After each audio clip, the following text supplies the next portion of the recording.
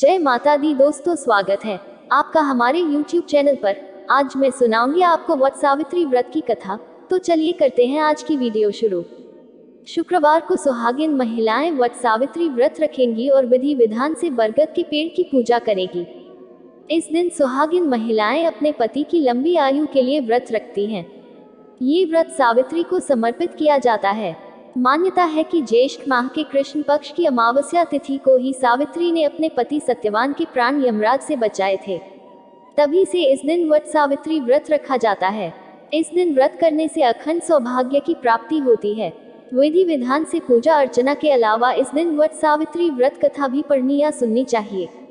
वट सावित्री व्रत कथा इस प्रकार है। पौराणिक कथा के अनुसार मद्र देश में अश्वपति नाम के धर्मात्मा राजा का राज था। उनकी कोई संतान नहीं थी। संतान प्राप्ति के लिए राजा ने यज्ञ करवाया, जिसके शुभ फल से कुछ समय बाद उन्हें एक कन्या की प्राप्ति हुई। इस कन्या का नाम सावित्री रखा गया। जब सावित्री विवाह योग्य हुई तो उन्होंने द्युमत्सेन के पुत्र सत्यवान को अपने पति रूप में वरण किया। सत्यवान के पिता भी राजा थे, परंतु उनका राजपाट छिन गया था, जिसके कारण वे लोग बहुत ही दरिद्रता में जीवन व्यतीत कर रहे थे। सत्यवान के माता पिता की भी आंखों की रोशनी चली गई थी। सत्यवान जंगल से लकड़ी काट कर लाते और उन्हें बेचकर जैसे तैसे अपना गुजारा करते थे।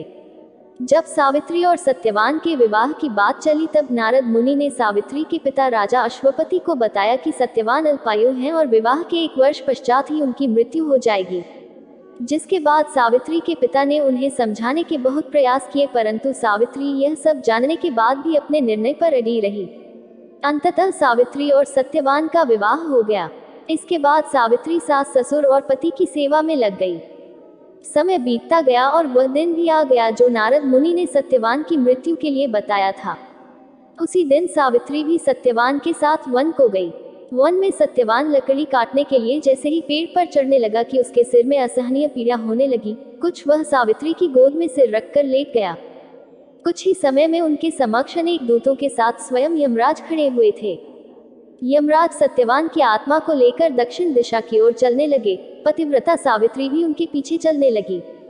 आगे जाकर यमराज ने सावित्री से कहा, हे पतिव्रता नारी, जहां तक मनुष्य साथ दे सकता है, तुमने अपने पति का साथ दे दिया, अब तुम लौट जाओ। इस पर सावित्री ने कहा, जहां तक मेरे पति जाएंगे वहां तक मुझे जाना चाहिए। यही सनातन सत्य है। यमराज सावित्री की वाणी सुनकर प्रसन्न हुए और उनसे 3 वर मांगने को कहा। सावित्री ने कहा, मेरे सास ससुर अंधे हैं, उन्हें नेत्र ज्योति दे। यमराज ने तथास्तु कहकर उसे लौट जाने को कहा और आगे बढ़ने लगे, किंतु सावित्री यम के पीछे ही चलती रही। यमराज ने प्रसन्न होकर पुनः वर मांगने को कहा। सावित्री ने वर मांगा, मेरे ससुर का खोया हुआ राज्य उन्हें वापस मिल जाए।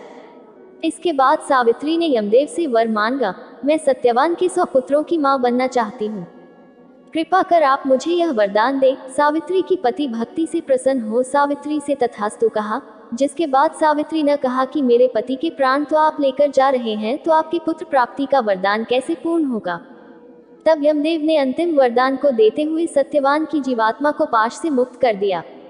सावित्री पुनः उसी वट वृक्ष के पास लौटी तो उन्होंने पाया कि वट वृक्ष के नीचे पड़े सत्यवान के मृत शरीर में जीव का संचार हो रहा है। कुछ देर में सत्यवान उठकर बैठ गया। उधर सत्यवान के माता पिता की आंखें भी ठीक हो गईं और उनका खोया हुआ राज्य भी वापस मिल गया।